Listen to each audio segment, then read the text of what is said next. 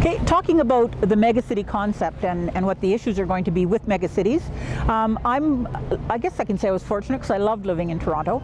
But at the time I first began in Toronto, it was just the Toronto area, just those people. And by the time I left Toronto, it encompassed every little place around, and it was like, I forget how many million people, but an extremely large entity. And what I found the real difference was I did not feel a connection. I did not feel a connection with the leader. Because what did one leader know for such a large area? And I didn't believe that I was being heard or could be heard. The other thing I think that happens is, every time I go to Toronto, I see the density, and we're trying to get density here in Red Deer. And I see these high rises that are just, they're just next door to each other. And I think that I think that's hard for people to get to know people, to have something of their own, and to feel like they kind of own their home and own the streets. And so I think that that's a difficult thing, and I think it brings more drugs. I think all of those social issues are aggravated to a great degree with less human attention. Megacities. I think when I hear the word megacities, you automatically think about big population, urban sprawl, and what that does. Red Deer's not there yet, but for me, we have to be really conscious how our city grows. I've always been an advocate of watching, protecting our agricultural land, and that's the crops of the future and how we're going to feed our country. I also think about our transportation systems to make sure that we're efficient in moving our traffic. We certainly don't want gridlock like Deerfoot and Anthony Henry. And I also think about megacities in terms of some of their social issues. You can have poverty, you can have crime, and also it's important about how you integrate your housing throughout the city. I think about our relationship with our regionalization, for instance with the County of Red Deer and County of Lacombe, because with cities such as Lacombe, Blackfalds, Sylvan Lake and Penhold, those impact us as well in terms of some of our amenities that we can share, such as recreation facilities. So overall, megacities for me, Red Deer is not a megacity yet. We're 100,000, but we have to think about our vision and our future for our citizens. Great question from Roger Bakes at today's Red Deer Market, and it refers to the urbanized or the rural communities migrating to urban centers. I was recently in China a year ago, and I saw decimated people in China were actually migrating to the urban centers to seek a better life. I see that in Red Deer all the time. People come to us because we're a vibrant economic community, and they want to find a better life. The challenges it poses for Red Deer is the fact that we have to match that growth. Right now, as many people know, we are seeing that migration into Alberta as a province and to Red Deer as a city. We have to get together with community, we have to talk about these issues, we have to make sure that we're planned and ready for those people and welcome them and have the facilities and resources to support them. Hi, today's topic is on megacities. From what I know about megacities now, their problems is to do with government, local government. You know, if you have 10 or 15 million and you got 20, 30, 40 councillors, it's hard because everybody's fighting for their turf. The other thing is social service. You know, there's so many service you have to provide, and where do you put them? You know, centralized or in the outskirts. The other thing is transportation. Right now, there's all the megacities. There's shanty towns. It's the people that can't afford anything. They're in the outskirts, and then you might need more subways or overhead overpasses. And then the other one we want to figure out is the food supply. You know, it's hard to supply 20 million people with food.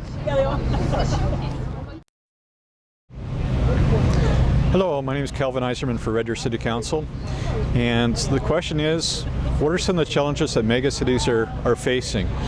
And the challenges are providing good transportation, providing a way of disposing of waste, and providing means to keep air quality and land quality good as they expand. At least at the beginning. I have some insight to this because my wife is from the Philippines, from Manila. It's a mega city, it's huge. They have a lot of pressures on their environments, which they're struggling to deal with. And as these problems become more prevalent in North America, they have to be dealt with as well. The solutions are going to have to come from the public in this, and various initiatives, such right here in Red Deer, we have an urban forest project that's going on, growing food locally for the people. Thank you very much for your time. I think the challenges that we're facing now is just that growth is expanding so fast, and the infrastructure is a big issue, and with growth comes poverty issues, homelessness issues, addiction issues. There's a comprehensive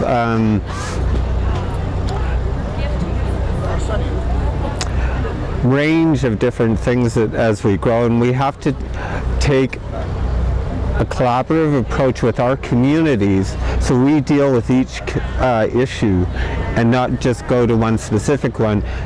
Health of your city is the main important thing. That grows you strong. Supporting community partners who have initiatives that are working, we need to support that and help them build on what they're doing already. Hello, we currently live in a big world, and we always have, to keep in mind, the global perspective of the world we live in and what role the community plays on a more global scale. When we talk about or think about global mega cities, for example, the government of those mega cities have to always keep in mind the big picture and what is to the benefit of the entire community, without losing sight of the needs of the smaller areas and the smaller communities that surround that. And one of the potential dangers of thinking only in terms of mega city is we forget that there are small pockets in the community that tend to maybe be forgotten or fall to the cracks and not having their needs addressed. So when we get to a much larger setting as a city, that's when things like award system become important, so we have fair representation of all the areas of those larger cities. Okay, 3, 2, 1. Good morning. We're here again at the Farmers Market. Another really very interesting question about urban development and community growth. And I really do believe that as a city councillor, this is going to be a challenge for us to be addressing, not just over the next 4 years, but really projecting on what we're going to be looking at out over the next 15, 20 years.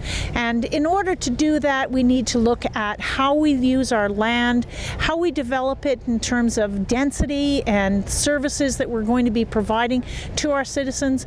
I mean, running a municipality is a very complex issue. It's not just about where we put housing or how we create housing, what that housing, it's about meeting the needs of all of the residents and what other kinds of amenities do we need to have there for all of the citizens and access to those. Transportation is a part of that question as well. Okay.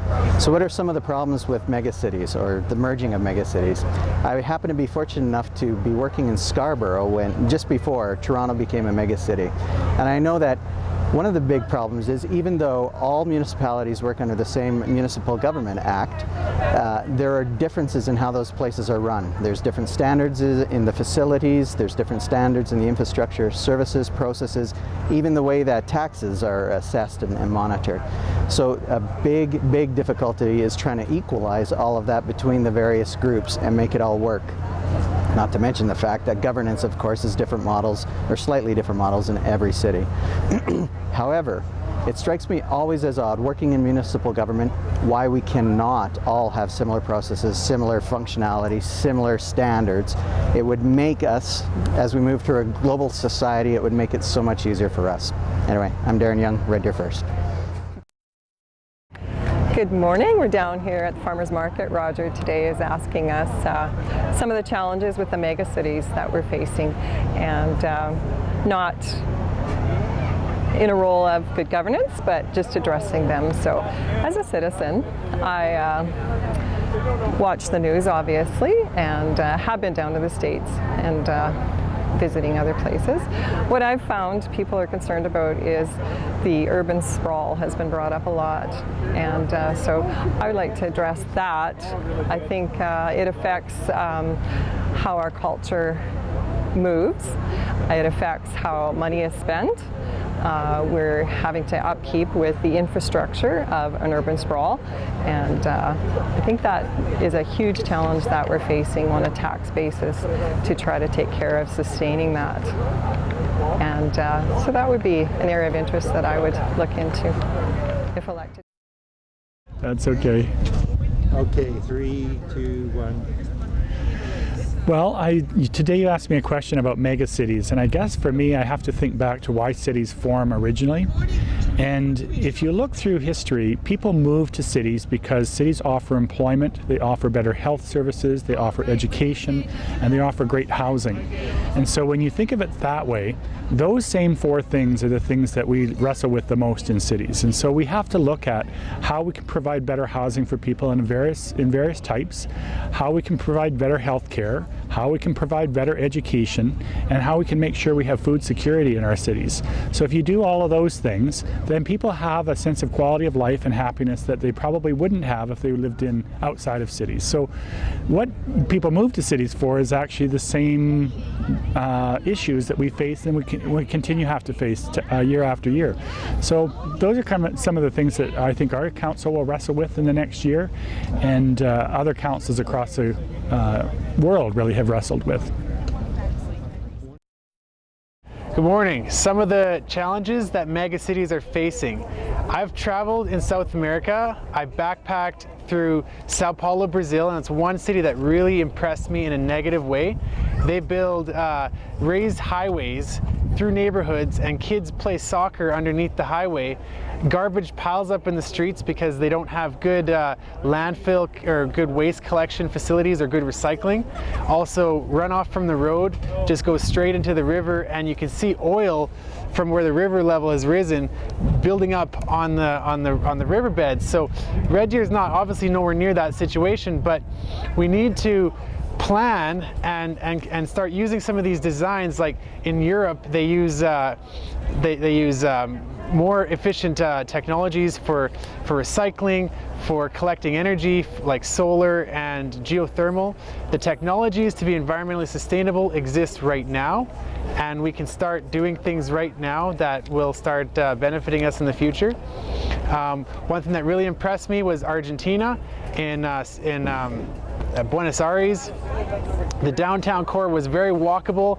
People are very friendly. They had festivals in the streets, and people were very friendly, and I really loved our downtown Argentina. You know, Roger, when I think of the megacities, it's a blessing we don't have in that sense. But when you think of struggles in the megacities, they're not much different than ours. It was infrastructure development was critical. Things like environmental concerns now become extraordinarily critical. The culture establishment becomes critical. The policing becomes critical. And I hate to say critical so many times, but it's critical that we think about long-term population growth, that we think about long-term infrastructure growth, and building around expansion, building around growth couldn't be more critical. What's happened to megacities is they survived in the present without planning for the future, and that is not what will make Red Deer a truly great city going forward. Hope that helps. Folks, I always thought I was a seniors advocate, but here's a senior who doesn't appreciate my point of view, but you know, I still love the guy. He's got a right to make a democratic decision, even though he's more of a dead issue.